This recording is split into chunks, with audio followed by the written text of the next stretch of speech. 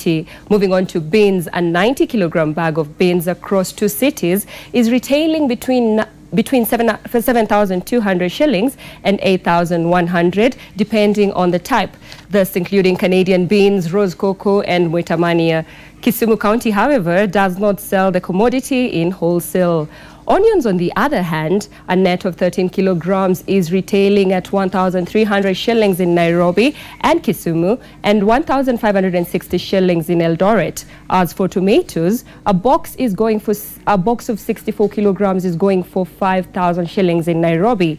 The same box is being sold at 4,000 in Kisumu and at 6,800 in Eldoret. Moving on, a 50-kilogram bag of kales, which is commonly known as sukuma wiki, is retailing for 1,650 shillings in Nairobi, 2,200 in Kisumu and 1,800 in Eldoret. For cabbage lovers, the commodity is retailing at 1,800 shillings in Nairobi per extended bag of 126 kilograms. In Kisumu, the same is going for 2,400 shillings and 1,800 in Eldoret. And joining us now is our reporters Wanyama from Eldoret, and we also have Martin Munene from Meru. But first off, we'll start with Wanyama. Wanyama, how are the commodities performing in Eldoret, that is in Uasin Gishu County? Thank you very much, Mumbi, and it's good to see you on Citizen Extra, and welcome. In Uasin Gishu, really, I'm in Eldoret market where foodstuffs are sold, and I would really request that if you see people here crisscrossing in our shop, just understand, because business people here are offloading their products, especially now a lorry behind us are bananas from Uganda. And really, food commodity in this market a bit, Mumbi, is that it has gone up.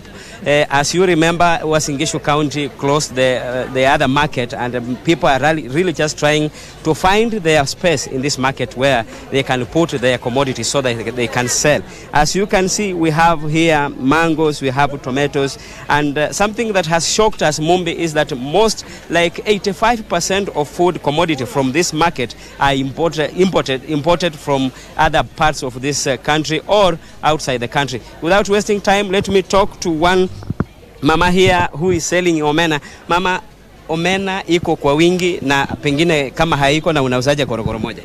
Kwa sasa omena haipo, iko chache, inakuja kidogo kwa sababu mvua pia tunaona ikinyesha, na tunauza gorogoro moja kwa shilingi 200, na kazi iko chini.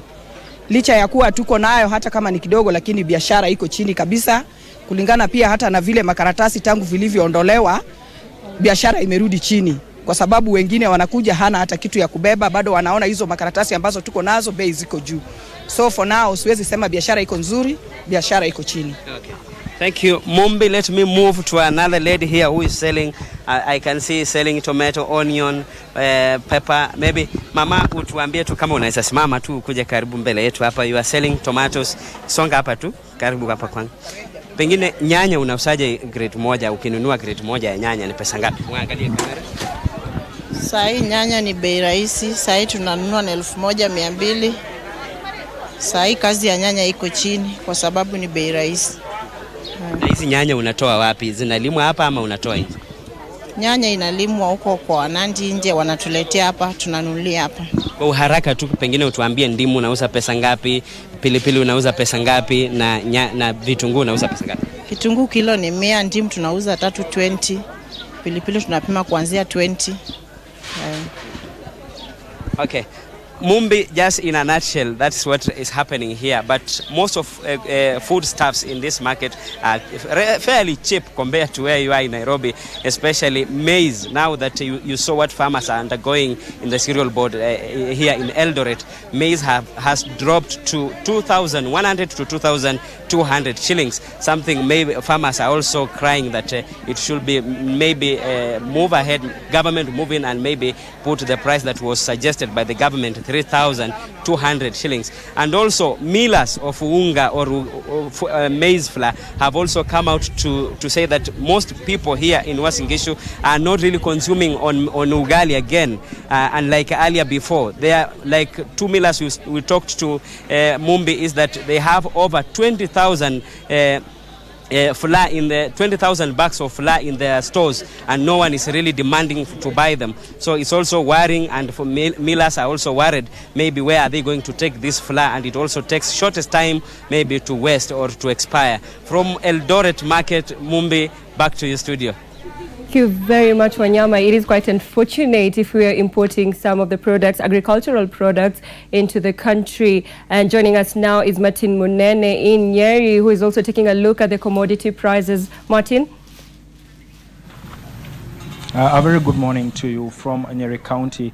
You're getting us live from Chaka Market in Nyeri County. And I'm going to be looking at two commodities here. The fresh produce from the farms, briefly, such as you can see from this particular stall. We're going to just look at the prices of these commodities, especially considering the fact that it is now raining. What I'm told is that commodities, most of the commodity prices have gone down due to the rains. But the only item that is actually retailing highly, kg going for 150 shillings, is onions. But let me just speak to this particular vendor to help us get a better picture or a clearer picture of exactly how much they're selling the commodities.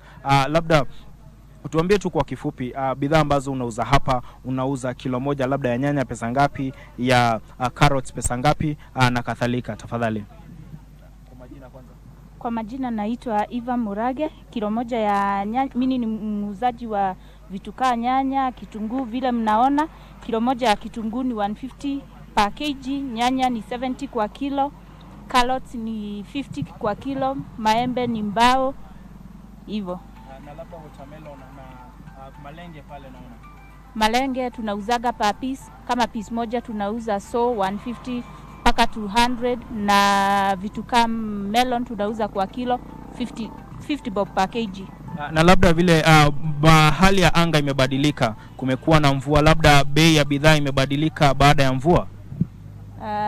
Bei imebadilika kidogo tu, na kama ya kitunguu, tuseme kama ya kitunguu imebadilika sana, juu kitambo ilikuwa 90 bob, sasa hii iko 150, lakini ya nyanya, carrots haijabadilika.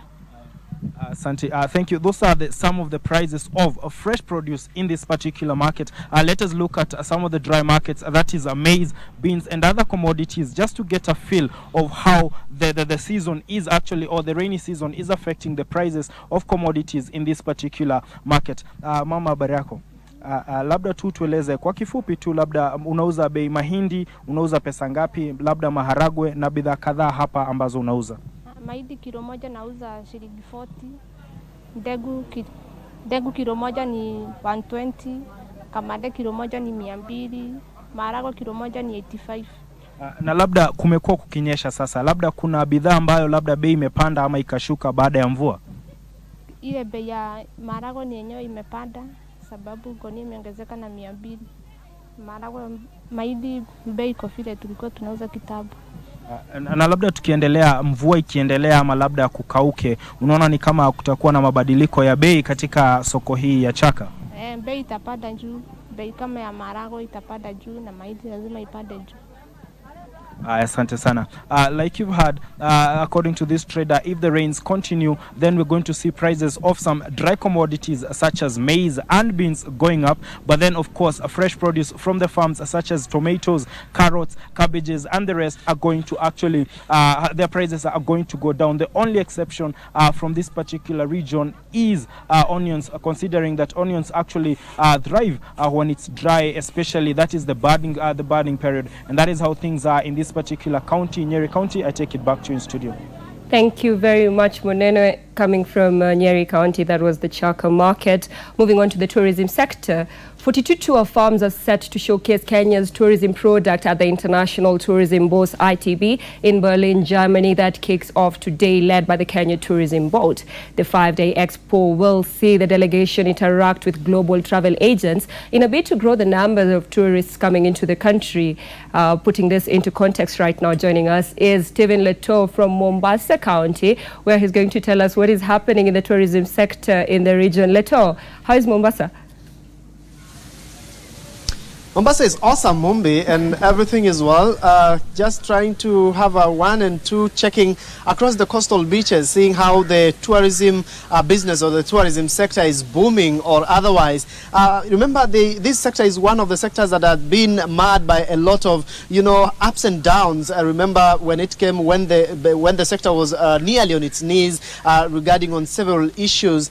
There were issues on security, issues with a very low domestic tourism, the issues with international or travel bans have issued from the UK, Europe, and all that, affecting the business industry and the tourism sector in this region. And so those are some of the issues that have been, hindering that this particular sector in this region. We've been hearing from the last 2 months where there has been hotels even that were facing closure at the south coast. Those are the areas of Kwale, Ukunda, and Diani.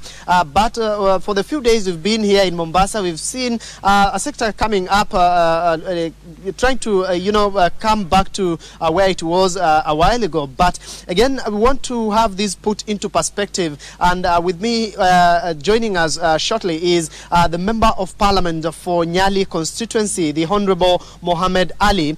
Is one of the leaders that come from this region whose constituents depend primarily on the issue of or on the tourism sector. And just to tell us about this sector and how it is faring on so far, maybe karibu sana Mohammed, what do you think is ailing the tourism sector at the coastal region? I think we'll have to go back to the drawing board for hoteliers. For us to boost tourism sector, we need to invest in domestic tourism. You see most of the hotels in Mombasa, some of them are so much expensive for locals, and once they go down in terms of pricing and everything, then I think we will not have this problem of saying that we are in high or low season, because some of the hotels have agreed to do that. Once we allow domestic tourism in this so-called 5-star hotel, then life will be good for everyone. That's my first take on that. Yeah. There's also the issue of the consumers or the local tourists taking the burden due to government imposition of maybe levies and taxes. What would be your take on that? I'll say that is all about taxations, and consumers pay dearly on that. All the burden is being offloaded to consumers, the people who are coming over here. Perhaps there should be a way to make it fair for each and everyone, so that people can be able to come to this hotel freely. They can be able to go to the beaches. They can go around the country, Tembea Kenya, and they could see all this amazing stuff that they keep on seeing on TV. So taxation is another thing that should not burden the consumer. Yeah. Maybe the issue of security. A lot of travel bans have been issued against Kenya, and particularly affecting the tourism sector. How do you, you are a member of parliament, we expect of course you to take an initiative, a personal initiative through the delegated powers that the people of Nyali and the entire Mombasa will be looking upon you. What could you be planning to do to ensure that the issue of travel bans do not again happen anytime soon? Well, security is a major concern in the coastal region. There is a bill already in Parliament, and I think we'll be discussing this one very soon. Security is caused by maybe a lack of employment for the youths, and the major problem here in coast region is drugs. Once the young men and women, if they don't get these jobs, they don't have this education, they now rely on drugs. They start smoking these things, injecting themselves, and then they start attacking the tourists, both international and local. So drug issue has been a menace in the society. If you go around the beaches, you will find some of the beach boys, not all of them. Criminal gangs hiding in those areas, waiting to pounce on tourists or both international and local tourism. So the issue of drugs, we will address it. The issue of stemming out all these people who are doing this, especially the barons. Every time we talk about drugs, we keep on talking about the addicts, the smokers. When you show them on TV, we always talk about these people who are smoking it, but they are the people behind, the big bosses behind this thing. And I think that is the major problems. If there's an attack, mostly if you check the background of these people who are bringing troubles in Mombasa or many other parts of this country, you'll find an element of drug addiction in a criminal's, in a criminal's mind or whatever. So we are trying to address this issue. For example, I'm trying to raise a bill in Parliament. It was there, but we are trying to amend some of it so that we can be able to be so tough on these drug barons. What I'm proposing, before they were saying that if you arrest a suspect, you give him a cash bail of 500,000. We have trying to raise that one to 30 million, and we are also trying to say that the government should confiscate their property until that man is proved not to be guilty. So these are the things that we are doing behind the scene, pole pole.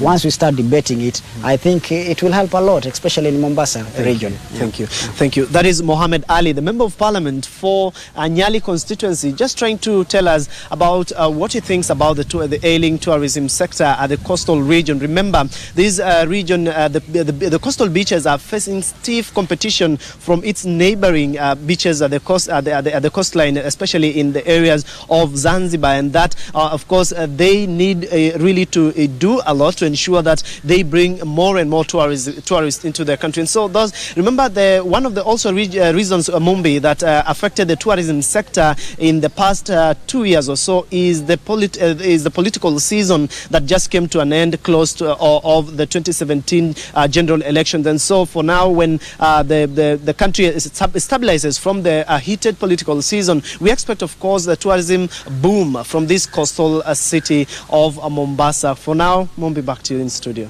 Thank you very much, Leto. But I believe right now tourism is booming, considering the number of parliamentarians who are currently at Mombasa for the post-election seminar. Moving on, Kenya is seeking to forge partnerships with foreign investors to create job opportunities. This according to President Uhuru Kenyatta. Anita Nkatha Nkonge has the details. Speaking at the Technology Innovative Center iHub, where he was the chief guest at the opening of the Africa-France Business Forum and the launch of the Star in Africa, the head of state said that Africa was in need of a partnership with the private sector that could create opportunities for the youth and reduce challenges such as migration of youth to Europe in search of jobs. Let us partner and work together.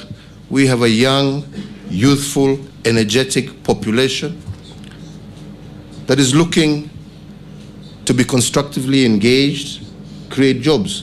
Those jobs create opportunities